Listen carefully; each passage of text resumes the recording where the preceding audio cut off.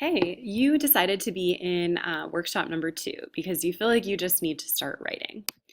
Your goal is by the end of class, okay, that you have completed your body paragraphs using the 2 parts of analyzing a quote, which you'll learn about in the workshop today.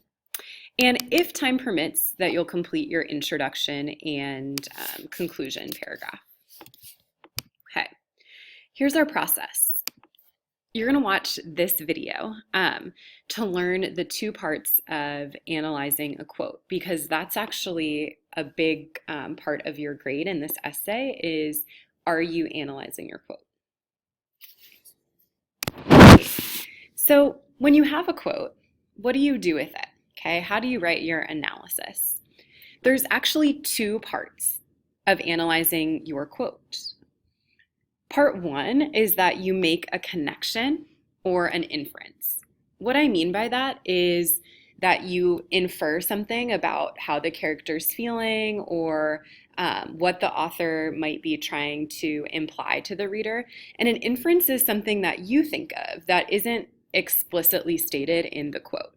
So if my quote is about a character whose face is red and is sweating, I might be able to infer that they're nervous. A connection is when you connect to a particular literary device, like archetype, foil, symbol, right? So I might be able to make a connection for that quote that the character was maybe, fitting some sort of archetype in that moment. After I make a connection or inference, the second part of my analysis is that I need to explain how the author is going against the dominant narrative in that particular moment. So maybe in my quote, the author is going against the dominant narrative of like the strong, hyper-masculine man because my character feels embarrassed and ashamed and weak.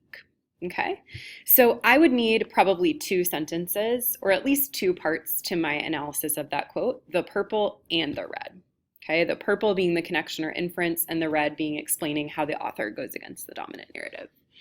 So let's take a look at this example paragraph. Okay, I want you to press pause and read through the example paragraph once. It should take you a few minutes. Press play once you've read it through. All right, so by now you've read through this paragraph. Notice the purple parts are where the writer makes a connection or an inference.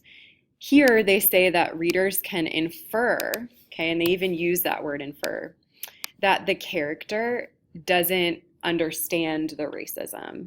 That wasn't explicitly stated in the text, but they made that inference, which is strong analysis.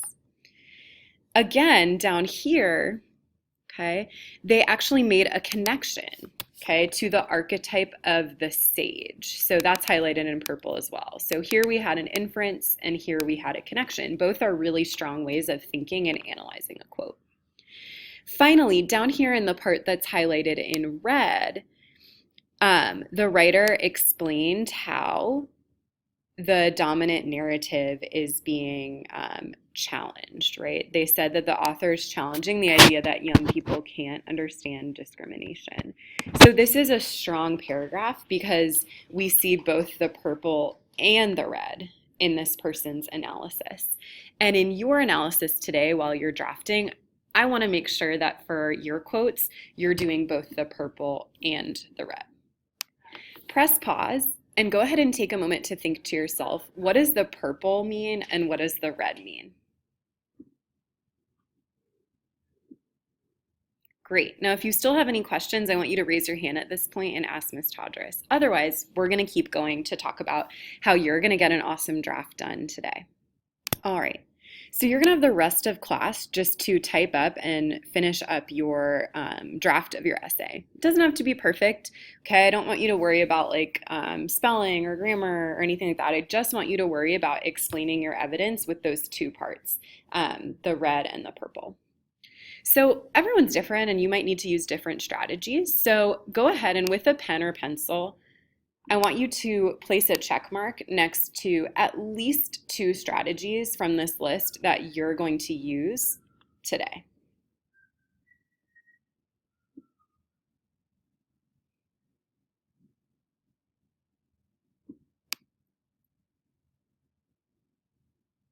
All right. And let's go ahead and preview the tiny URL links that are listed here. So if you're the type of person that likes to see an example essay because that helps you write your own, you can use this link right here. Great. And you'll notice that this is an example essay, and it has the introduction, the body paragraphs, and the conclusion.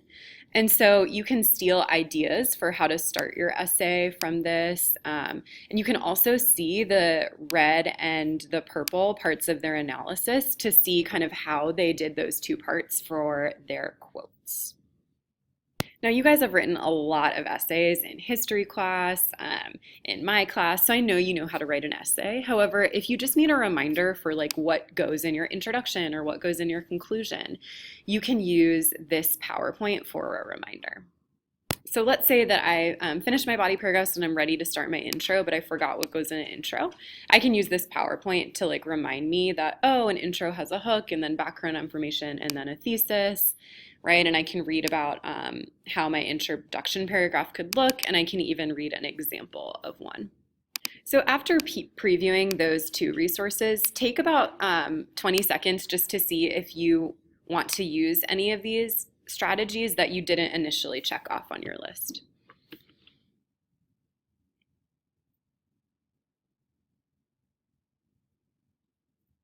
All right, so congratulations, you're ready to write your essay draft.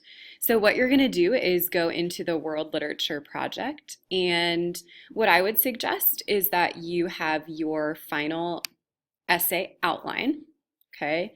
And if I were you, I'd probably want to copy and paste my outline right here into the actual final product document, okay? So that I could go ahead and just turn my outline into my full essay. Again, please use these strategies if you get stuck, and my expectation is that you're working independently and silently today using these strategies. And of course, you can always sign up for a writing conference on the board if you get stuck. Good luck. I know you're going to do amazing, and your challenge is to finish your essay by the end of class.